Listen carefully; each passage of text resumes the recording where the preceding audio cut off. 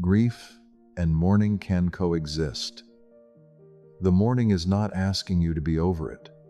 It is only asking you to be in it. Not every morning feels like a fresh start. Some mornings feel like a continuation of the loss. You wake up, and for half a second before full consciousness arrives, everything feels ordinary. And then it comes back, the absence. The thing that is no longer there, or the person, or the version of your life that once was, and the day begins already weighted.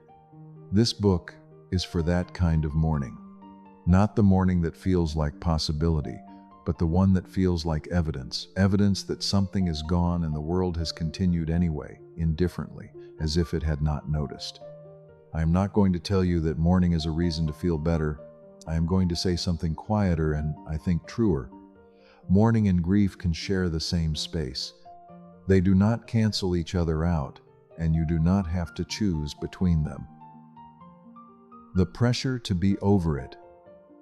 There is an unspoken timeline most of us carry without realizing it.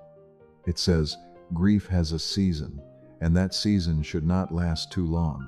It says, at some point, mourning should start to feel like mourning again. It says, the sadness should soften, the absence should become background rather than foreground, and you should begin in some visible way to move on. Sometimes that happens naturally, in its own time, but often with the losses that really matter, the ones that rearrange something fundamental in you, the timeline is fiction. Grief does not consult the calendar. It arrives when it arrives, on its own schedule, without asking whether enough time has passed. And when it arrives on a morning that is supposed to feel new, there can be a secondary pain layered on top of the first. The feeling that you are grieving wrong, that you should be further along, that your continued sadness is a failure of some kind. It is not. Grief that lingers is not a weakness. It is almost always a direct measure of how much something mattered. The greater the love, the longer the shadow. That isn't a problem that needs to be corrected, thank you. It is simply the mathematics of having cared. What coexisting actually looks like. When I say grief and mourning can coexist, I don't mean they'll feel comfortable together. I mean, they will both be present. The loss in one hand, the day in the other. The ache beneath everything. And still simultaneously, without contradiction, the warm coffee, the light that is real, the breath that continues, the small, ordinary world that keeps showing up whether you have invited it or not. You do not have to resolve the tension between those two things. You do not have to feel grateful for the mourning to be in it. You do not have to pretend the grief is smaller than it is to function. You are allowed to hold both the weight and the day without either erasing the other. Some of the most honest mornings in a person's life are the ones when they sit with their grief and let the day unfold around it, not pushing the sadness away, not surrendering to it entirely, and simply allowing both to be real at the same time. The thing grief is trying to protect.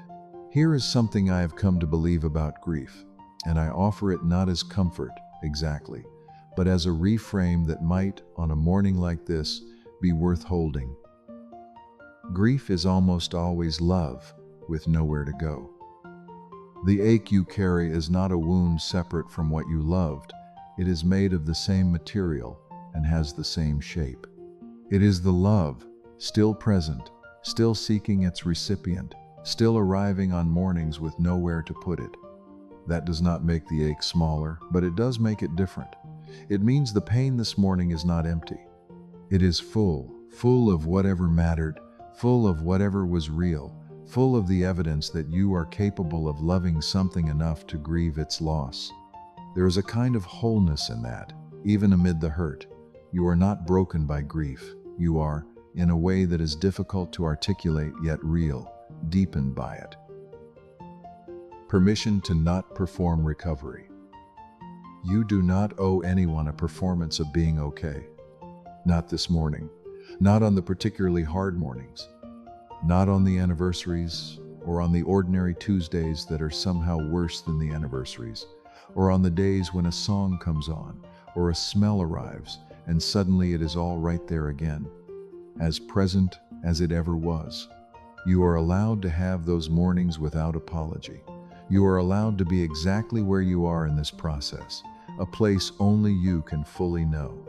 Other people's timelines for your healing are not yours. Their comfort with your grief is not your responsibility. What you owe yourself, and this is the only thing, is honesty. The honesty of not pretending it doesn't hurt when it does. The honesty of letting this morning be a hard one, if it is, without dressing it up as something easier.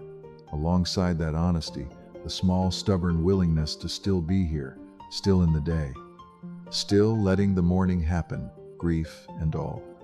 This morning is not asking you to be over it yet. It is not asking you to smile, to feel grateful, or to find the silver lining in what you have lost. It is not even asking you to believe it will get easier if believing that feels like too much right now. It is only asking you to be in it, to let the grief be what it is, to let the mourning be what it is, and to allow, without forcing, those two things to share the same quiet hour. You are allowed to grieve and still have a mourning. You are allowed to ache and still let the light in.